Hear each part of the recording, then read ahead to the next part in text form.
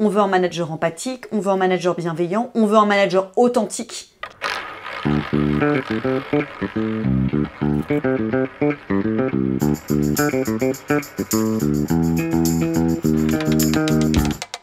Bonjour, bienvenue dans ce podcast au cœur des jeux.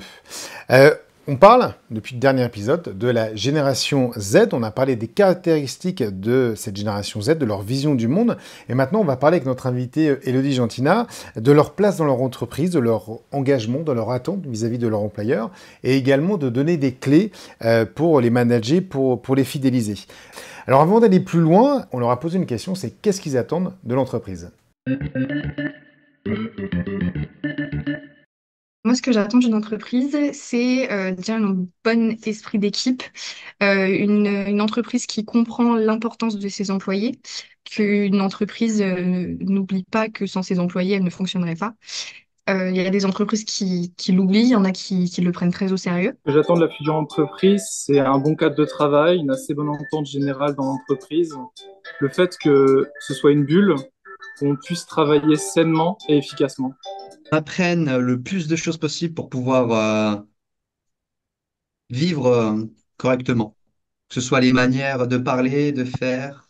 Quand on écoute ce qu'ils attendent de l'entreprise, on parle beaucoup d'humain avant tout. L'humain est au centre de tout et quand on les écoute, on retrouve des caractéristiques qui sont clés qu'on retrouve dans d'autres études. L'importance de l'esprit d'équipe. Donc en fait aujourd'hui les jeunes sont même plus fidèles à leur équipe, à leurs collaborateurs qu'à l'entreprise même. Donc les entreprises ont tout intérêt à jouer vraiment sur l'intelligence collective, les team building, voilà vraiment comment fédérer l'équipe. Et j'ai mené une étude auprès de à peu près 2500 jeunes l'année dernière et je leur ai posé justement la question: quels sont les critères d'engagement, de fidélisation pour toi? Et on retrouve justement ces thématiques-là. L'un des premiers critères, c'est l'esprit d'équipe.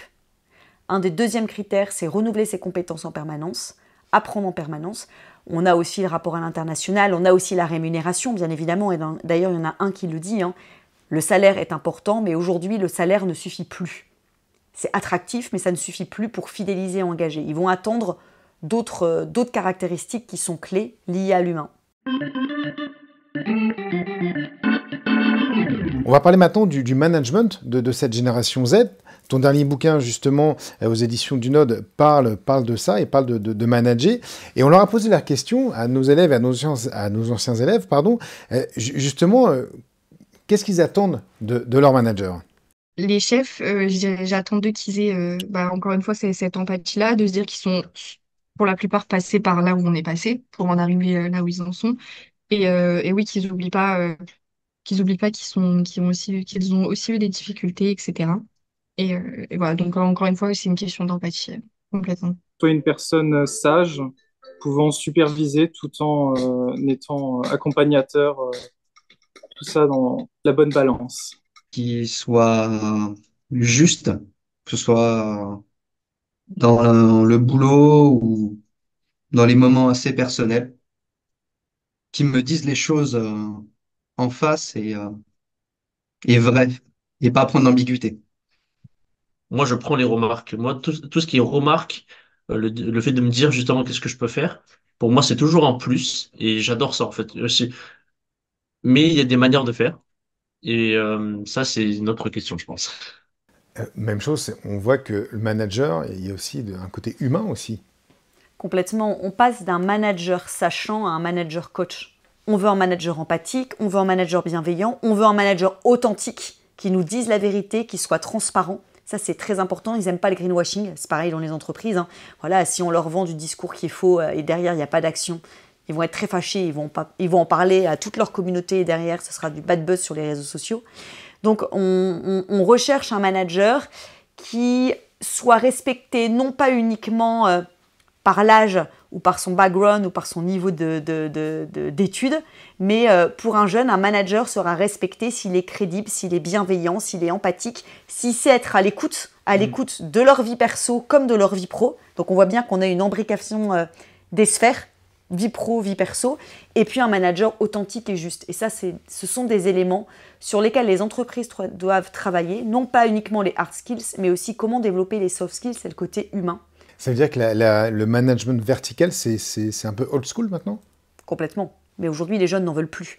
D'ailleurs, les jeunes aujourd'hui sont attirés par des plus petites entreprises, des startups, des PME, des PMI, des entreprises dans lesquelles on va pouvoir renouveler ses compétences, donc dans des entreprises dans lesquelles on va pouvoir se diversifier, dans lesquelles on ne va pas pouvoir être dans une routine, pas dans le même métier, mais dans des missions.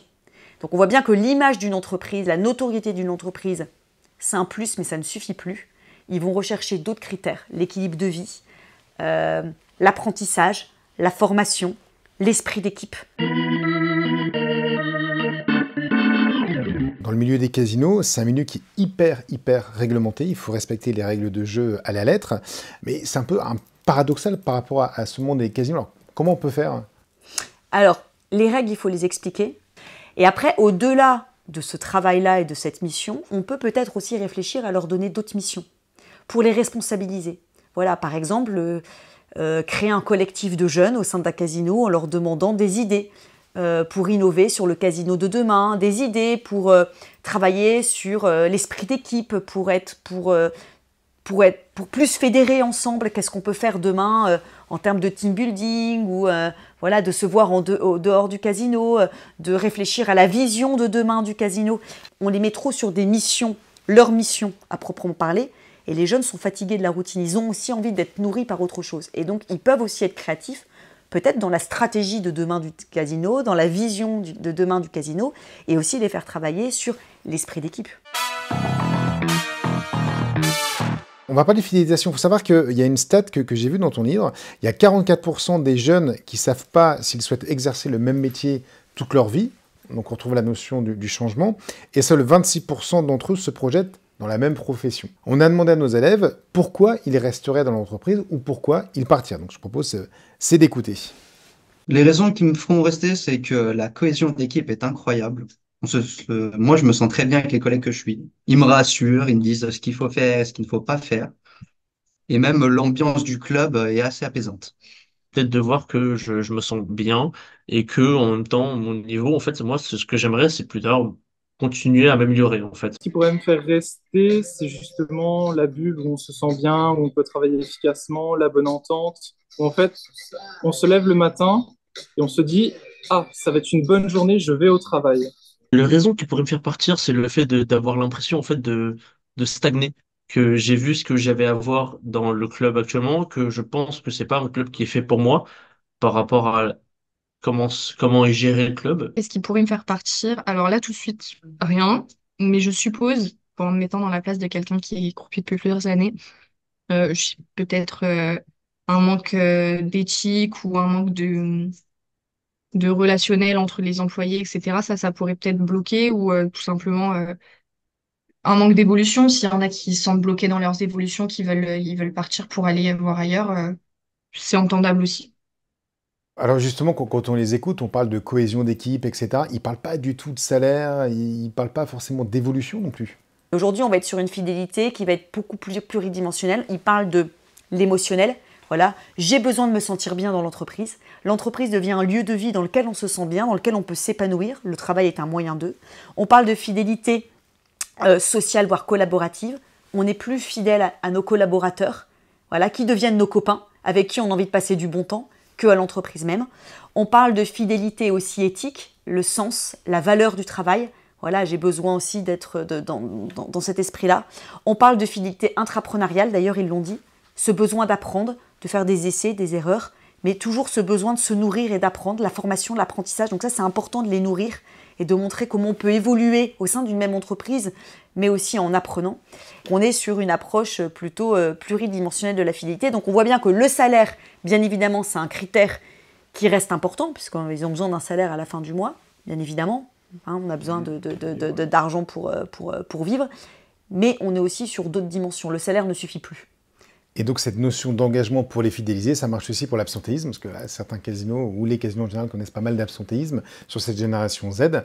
Donc on espère, voilà, en tout cas qu'on a donné les clés. Je rappelle qu'on peut trouver encore plein de clés dans ton livre, Manager la génération Z aux éditions du Nom. En tout cas, moi, j'ai trouvé plein de clés justement pour pouvoir mieux comprendre nos élèves qui après vont être des futurs croupiers. On peut le trouver sur Amazon et sur la Fnac. Merci beaucoup, Elodie, d'avoir répondu à notre invitation. Merci à vous de nous avoir suivis. J'espère qu'on vous a donné les clés. N'hésitez pas non plus à contacter Elodie. On vous mettra le lien de son site internet si vous voulez répondre à des problématiques spécifiques en entreprise. Et quant à nous, on se retrouve très vite dans un nouvel épisode du podcast Au cœur des jeux.